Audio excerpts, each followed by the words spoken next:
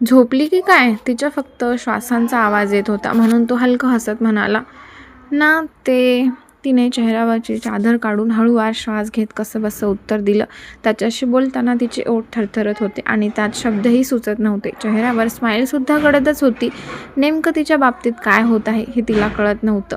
ही feeling तिच्यासाठी एक वेगळीच फिलिंग होती. कुठल्या तरी उंच झुल्यावर बसून मोठमोठे झोके घेत पोटात गोळा दाटून येत होता. आवडतही होतं आणि भीतीसुद्धा वाटत होती. कधी असा अनुभव आलाच नव्हता. तारुण्यात जसं तिने प्रवेश केला तेव्हा त्यानंतर आत्ताच अशी स्ट्रॉंग फिलिंग्स तिच्या बाबतीत घडत होती. त्यामुळे तिच्या मनाला लवकर ते ॲक्सेप्ट करणं तिला जमत नव्हतं. हां, ती काय बोलली त्याला कळलं नाही. जेव्हापासून त्यांच्या नव्या नात्याची सुरुवात झाली तेव्हापासून तिच्यात रोमॅन्टिक बोलणं आणि तिचं नजर झुकवून लाजणं एक चांगलंच समीकरण त्यांच्या आयुष्यात झालं होतं. मला झोप आली आहे. तुम्हाला काय महत्त्वाचं बोलायचं होतं का? ती छातीवर हात ठेवत श्वासांवर कंट्रोल करत एका दमात बोलून मोकळी झाली. तशा त्याच्या किंचित भुवया आकसल्या.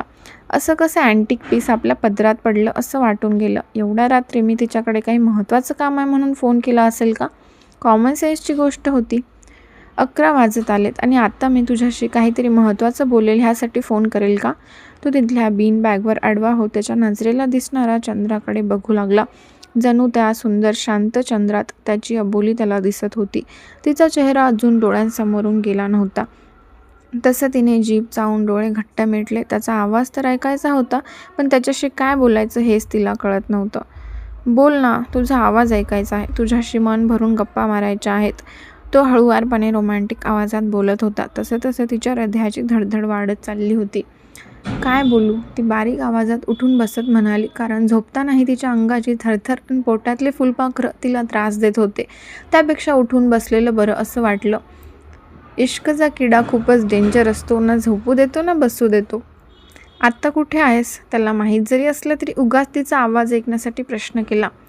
मी माडीवर आहे. तिने आजूबाजूला पाहिलं तर थोड्याशा अंतरावर 4-5 म्हाताऱ्या बायका झोपल्या होत्या. एकदा त्या जेवण करून झोपल्या की पुन्हा सकाळ पहाटेशिवाय उठणार नव्हत्या अशा होत्या, म्हणून ती निवांत होती. एवढा मोठा वाडा असून तू टेरेसवर का झोपत असते? आजच त्याने वाडा पूर्ण पाहिला होता तर आतून खूप मोठा वाडा होता. खोल्या पण भरपूर होत्या, पण त्या खोल्यांना काही स्ट्रक्चर नव्हतं. जागा मोठमोठी आणि सगळ्या वेड्या-वाकड्या छोट्या-छोट्या खोल्या होत्या. ओपन स्पेसेस भरपूर सोडली होती. मला खोलीत झोपायला आवडत नाही. असं मोकळ्या हवेत झोपायला आवडतं. लहानपणापासून आम्ही वरतीच माडीवर झोपतो. आता एक आबांच्या गुडघ्यांचं दुखणं चालू झालं आहे म्हणून ते जास्त करून वर येत नाहीत. ऋषी आणि मी झोपायचो, पण आता तू जेव्हा शिकायला दिल्लीला गेला तेव्हापासून एकटीच झोपते. भावाची आठवण आली तशी ती भावूक झाली. ऋषी आला नाही का? त्याने अजून ऋषीला पाहिलं नव्हतं म्हणून विचारलं. त्याच्या एक्झाम आहेत ना म्हणून त्याला जमलं नाही आणि हे सगळं अचानक झाल्यामुळे तर खूपच चिडला आहे. आज बोलणं पण झालं नाही. ती बडबड करत भावाबद्दल सांगत होती आणि तो गालातल्या गालात हसत तिची बडबड ऐकत होता. आधी तिच्या तोंडाला लगाम नव्हती आणि आता तिच्या तोंडून शब्द ऐकण्यासाठी त्याचे कान तरसले होते. हळूहळू तो तिच्याशी कनेक्ट होऊ लागला होता. हेच तर त्याला हवं होतं. काल रात्री त्याच्याशी फोनवर बोलणं झालं होतं तेव्हा ऋषी चिडला होता की त्याची येण्याची वाटसुद्धा न बघता कार्यक्रम ठेवला होता. त्यालाही मुलगा बघायचा होता. आपल्या बहिणीसाठी तो मुलगा चांगला आहे की नाही हे सुद्धा बघायचं होतं. पण त्याच्या आभापुढे त्याचं काही चालत नव्हतं, म्हणून आज त्याने नंतर फोनच केला नव्हता आणि दिवसभर कोणालाही त्याला फोन करायला वेळ भेटला नव्हता. आणि पावसाळ्यात कुठे झोपते? तो हसत म्हणाला. माडीवरच्या रूममध्ये सगळ्या खिडक्या आणि दरवाजे उघडे ठेवायचे. मस्त दारातच झोपायचं. खूप मज्जा येते. ती थोडी खुश होत हळू आवाजात इकडे तिकडे बघत म्हणाली.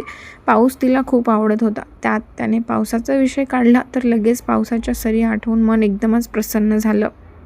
वा, भारी आहेस. तो थोडा मोठ्याने हसला. छोट्या छोट्या गोष्टींमध्ये किती खुश झाली. जास्त हसणं बोलणं त्याचं नसायचंच. तेवढ्यापुरतं तेवढं बोलायला आवडत होतं. पण अवंतीसोबत बोलायला एक वेगळीच फिलिंग येत होती.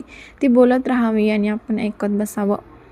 हो, गावातलं वातावरण पाऊस आलं तर वेगळंच होतं. कधीतरी पावसाळ्यात तुम्ही इकडे आला ना तेव्हा इथून जायची इच्छाच होणार नाही.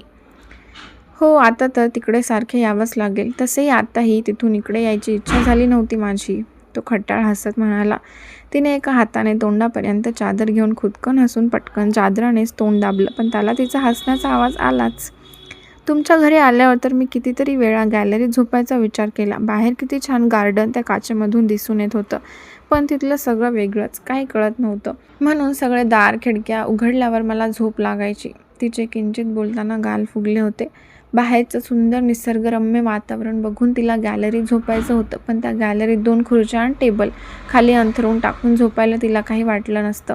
पण ब्लँकेट बेडशीट इतके लक्झरी सॉफ्ट होते की तिला ते खाली अंथरायची इच्छाच झाली नाही. तुला गॅलरीत झोपायचे ना? मी आपल्या रूममध्ये त्याची सोय नक्की करून ठेवेल. सोफा कम बेड आणून ठेवावा लागेल, म्हणजे तुला कधीतरी झोपायची इच्छा झाली तर झोपू शकतेस. तू त्याच्या गॅलरीचं निरीक्षण करत म्हणाला. आपल्या? तिने बोलत डोळ्यांची फडफड करत आवंढा गिळला. आपल्या? लग्न झाल्यावर माझी रूम आपलीच होईल ना? तो एक शब्दावर जोड देत अलवारपणे म्हणाला. त्याच्या बोलण्याने तिच्या पाठीचा कणा ताठ झाला. क्षणात झरझर गाल गुलाबी होऊ लागले. काय झालं? आपली रूम ना? त्याने मुद्दाम छेड काढत विचारलं. एक बोट ओठांवर ठेवत अलगद ओठ रुंदावत हसू लागला. समोर ती नसली तरी तिच्या चेहऱ्यावरच्या हावभाव तो फील करू शकत होता. ते कधीतरी कशाला? मी दररोज गॅलरीत झोपेल. मला रूममध्ये अशीही झोप येत नाही. ती विषय वळवण्यासाठी ताठ बसून स्वतःला नॉर्मल ठेवण्याचा प्रयत्न करत म्हणाली. दररोज? तो डोळे मोठे करून म्हणाला. अचानक त्याचा आवाज वाढला तशी ती ब्लँक झाली. आपण काही चुकीचं बोललो का म्हणून विचार करू लागली. मला गॅलरीत कुठेही झोपायची सवय नाही आहे. तो गॅलरीवर एक नजर टाकून तिथून उठून बेडवर आडवा होत म्हणाला. पण मला येईल ना? तुम्ही रूममध्ये झोपा, मी गॅलरीत झोपेल. ती विचार नाही करता बोलून मोकळी झाली. तसे त्याचे डोळे आपोआप वर गेले. What nonsense! तुझ्यासोबत सगळंच अवघड आहे. इतकी बिंडोक मुलगी ती माझ्या आयुष्यात पहिल्यांदा पाहिली असेल. लग्नानंतर कोण हॅपी कपल वेगळं झोपेल का? मग लग्नच कशाला करायचं? तू जिथे राहते तिथेच राहा. तो दात खालच्या ओठांवर घट्ट रोवत चिडून म्हणाला.